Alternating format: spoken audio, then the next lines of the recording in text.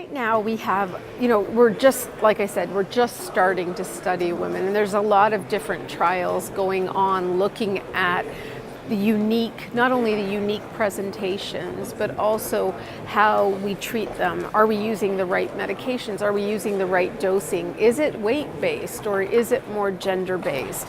What do we need to know about that? And I think there's a lot of questions we still have. I think one of the things we should be doing, though, that is so important is when we're doing studies. In the past, they wouldn't even identify differences between men and women. If they enrolled women, it was usually a small number. And often they wouldn't report the sex differences. They wouldn't say, well, women responded differently or had different outcomes. And we're learning even from simple studies like statin trials that there is a difference because, as best we know, we don't have at this point, in terms of primary prevention, we don't know that statins save lives in women.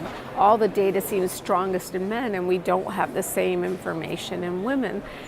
And partly that's because we underpower studies for women and these comparisons, but also we weren't thinking that we should actually report a lot of the earlier data based on sex. So I think one of the things we can do as a medical community is insist that when people are publishing whatever their trials are, that they tell us if there's even if it wasn't an endpoint to look at sex differences, tell us what the difference was between men and women.